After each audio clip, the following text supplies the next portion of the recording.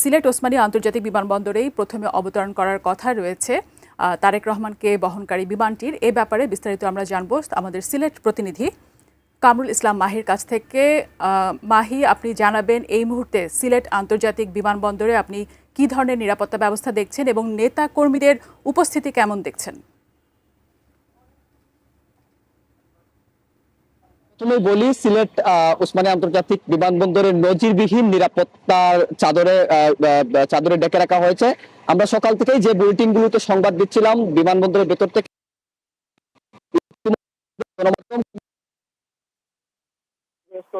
সেটি আসলে প্রয়োগ করা হচ্ছে এবং আমরা এই মুহূর্তে বিমানবন্দর থেকে প্রায় 1 কিলোমিটার দূরে অবস্থান করছি। সেখানেও কিন্তু জনসাধারণ থেকে নিয়ে কাউকেই আসলে বিমানবন্দরের ভেতরে প্রবেশ করতে দেওয়া হচ্ছে না, যেহেতু এখন থেকে প্রায় 45 মিনিট পর তারেক রহমানকে বহনকারী যে বিমান বাংলাদেশ এয়ারলাইন্সের বিমান 202 বিমানটি অবতরণ করার কথা রয়েছে। বিজলি কেবলস এর স্কিন কোটেড ইনসুলেশন আগুন প্রতিরোধী। বিজলি কেবলস, নিরাপদ আজীবন।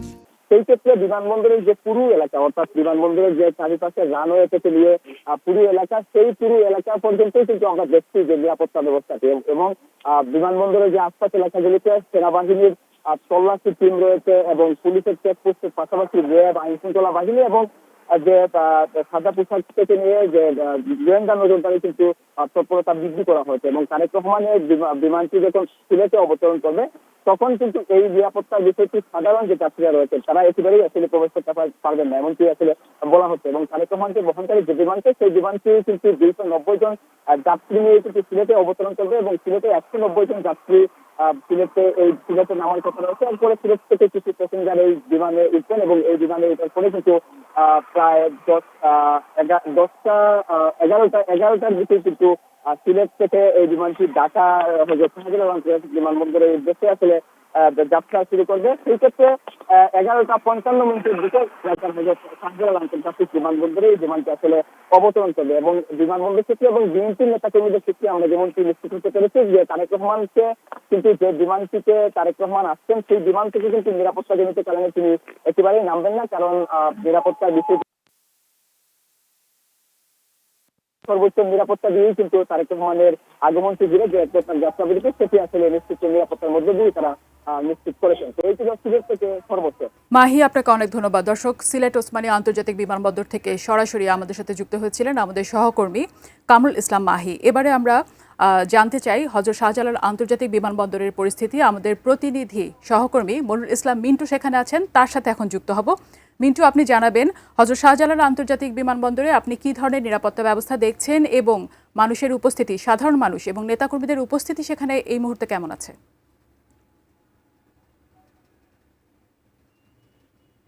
বরণ করে নেওয়ার জন্য, তাকে সম্বর্ধনা দেওয়ার জন্য বিএনপির সব ধরনের প্রস্তুতি সম্পন্ন এবং আমরা দেখছি যে একের পর এক বিএনপির যে সিনিয়র নেতৃবৃন্দ, বিশেষ করে বিএনপি মহাসচিব মির্জা ফখরুল আলমগীর, তিনি প্রায় আধা ঘন্টা আগে বিমানবন্দরের ভিতরে প্রবেশ করেছেন। সালাউদ্দিন আহমেদ এবং এর আগে মির্জা আব্বাস তিনি বিমানবন্দরের ভিতরে প্রবেশ করেছেন। অর্থাৎ সিনিয়র নেতৃবৃন্দ, বিএনপির স্থায়ী কমিটির সদস্য, তারা বিএনপির ভারপ্রাপ্ত চেয়ারম্যান তারেক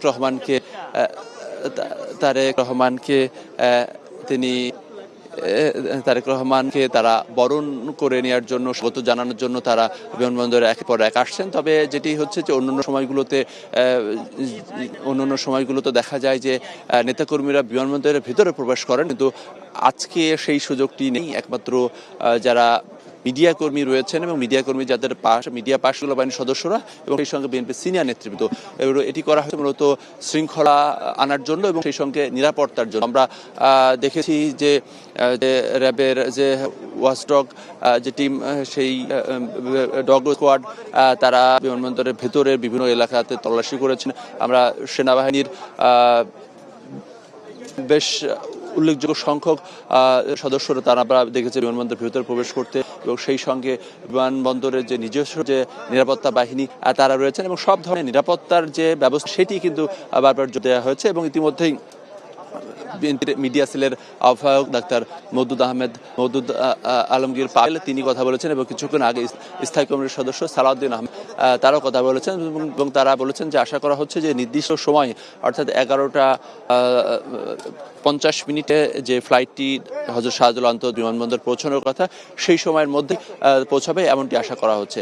এবং বিএনপির ভারপ্রাপ্ত চেয়ারম্যান তারেক রহমান দেশে ফেরার মধ্য দিয়ে যে রাজনীতিতে যে একটা ধরনের শূন্যতা সেটি দূর হবে, সেই সঙ্গে অনৈক্যের যে প্রক্রিয়া রয়েছে সেগুলো দূর হবে এবং একটি গণজাগরণ সৃষ্টি হবে এমনটি মনে করছেন স্থায়ী কমিটির সদস্য সালাউদ্দিন আহমেদ এবং মওদুদ আহমেদ পাবেল। এবং সেই সঙ্গে বলা যায় যে বিএনপির নেতাকর্মীরা দারুণভাবে উজ্জীবিত উচ্ছ্বসিত এবং সেই তাদের প্রিয় নেতাকে দেশে ফেরাকে কেন্দ্র করে যে ধরনের প্রস্তুতি সেই প্রস্তুতি তারা নিয়েছেন এবং প্রায় 17 বছর পর তিনি দেশে ফিরছেন এই ক্ষণটিকে স্মরণীয় করার জন্য বলা যায় যে পুরো দেশ থেকে নেতাকর্মীরা এসেছেন এবং সেটি বিমানবন্দরের সামনের যে সড়ক থেকে শুরু করে একেবারে 300 ফিট এভারেক এয়ার পর্যন্ত সে জায়গাতে নেতাকর্মীরা অবস্থান নিয়েছেন, কিন্তু বিমানবন্দরের ভেতরে সেই অবস্থানটিতে নেই, সেটি আসলে নিরাপত্তার স্বার্থে শৃঙ্খলার স্বার্থে। তো সবকিছু মিলিয়ে বলা যায় যে নির্দিষ্ট সময়ে এসে পৌঁছাবেন এমনটি আশা করা হচ্ছে। এবং যে দুজন কথা বলেছেন তারা বলছেন যে সিলেটের যে যাত্রা বিরতি সেই সিলেটের যে যাত্রা বিরতি সেটি কিছুটা কমিয়ে এনে যাতে নির্দিষ্ট সময়ে পৌঁছায় সেই জন্য কর্তৃপক্ষ চেষ্টা করছেন। যদিও আজকে প্রচণ্ড শীত রয়েছে, কুয়াশা রয়েছে, তবে এর মধ্যেই সেই ধরনের প্রস্তুতি সেটি এগিয়ে চলেছে। তো এই ছিল বলতে গেলে আসলে বিমানবন্দরের ভিতরে ভিভিআইপি যে গেট সেই গেট থেকে সর্বশেষ অবস্থা। মিন্টু, আপনাকে অনেক ধন্যবাদ। দর্শক, আন্তর্জাতিক বিমানবন্দর থেকে সরাসরি আমাদের সাথে যুক্ত হয়েছিলেন আমাদের সহকর্মী মনিরুল ইসলাম মিন্টু। তারেক রহমানকে স্বাগত জানাতে রাজধানীর বিমানবন্দর এলাকায় এরই মধ্যে জড়ো হয়েছেন অসংখ্য নেতাকর্মী। যদিও আমরা আগের মনিরুল ইসলাম মিন্টুর কাছ থেকে শুনেছি সিনিয়র নেতৃবৃন্দ ছাড়া এই মুহূর্তে বিমানবন্দরে প্রবেশ করতে দেয়া হচ্ছে না। আমরা তারপরও আরও একবার শুনবো ফেরদৌস রহমানের কাছ থেকে। আমাদের সহকর্মী ফেরদৌস রহমান আমাদেরকে জানাবেন অসংখ্য নেতাকর্মী জড়ো হয়েছেন বিমানবন্দরের সর্বশেষ পরিস্থিতি। ফেরদৌস।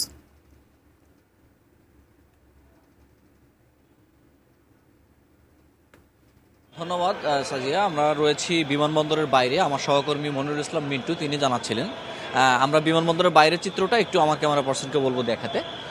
বিমানবন্দরের এই সড়কটাতে আমরা এসেছি সকাল 7টারও আগে, তখন থেকেই দেখছিলাম যে খণ্ড খণ্ড মিছিল নিয়ে মানুষজন এসে জড়ো হচ্ছেন।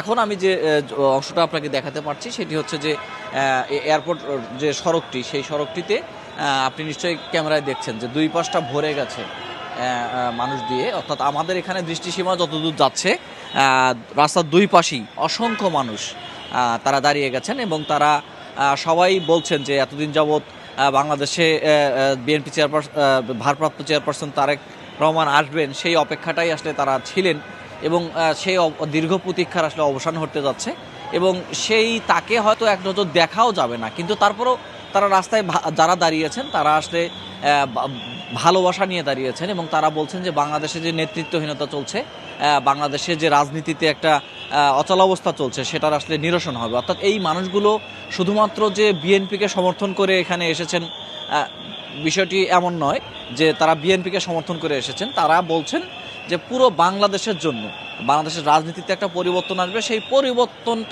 পরিবর্তনের ঢেউটাকে লাগানোর জন্য, সেটা সাক্ষী হওয়ার জন্য তারা এখানে এসেছেন। নিশ্চয়ই আমার ক্যামেরায় যে লম্বা চিত্র আপনারা দেখতে পাচ্ছেন যে একেবারে লোকারণ্য হয়ে গেছে।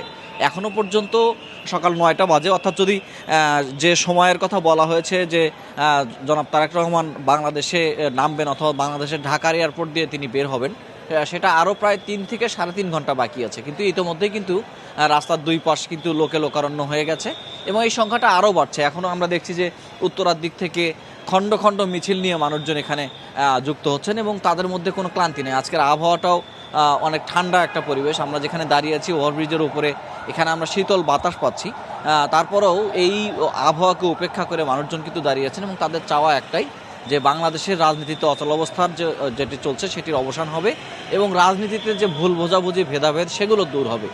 কেননা আপনি জানেন যে জনাব তারেক রহমান এর আগে যতবার তিনি যুক্ত হয়েছেন বিভিন্নভাবে ভার্চুয়ালি দেশের বিভিন্ন সভা সমিতিতে যুক্ত হয়েছে, তিনি কিন্তু ঐক্যের কথাই বলেছেন এবং দেশে এসে আরও যারা রাজনৈতিক দল আছে তাদের সাথে বসে তিনি সেই ঐক্যের কথাটি তুলবেন এবং সামনের দিনে যে সরকার হতে যাচ্ছে, যে নির্বাচন হতে যাচ্ছে সেই নির্বাচনটি একটি অংশগ্রহণমূলক এবং সবার জন্য সমান অধিকারের নির্বাচন হবে, সেইটাই তারা প্রত্যাশা করছেন এবং মানুষজন দাঁড়িয়েছেন।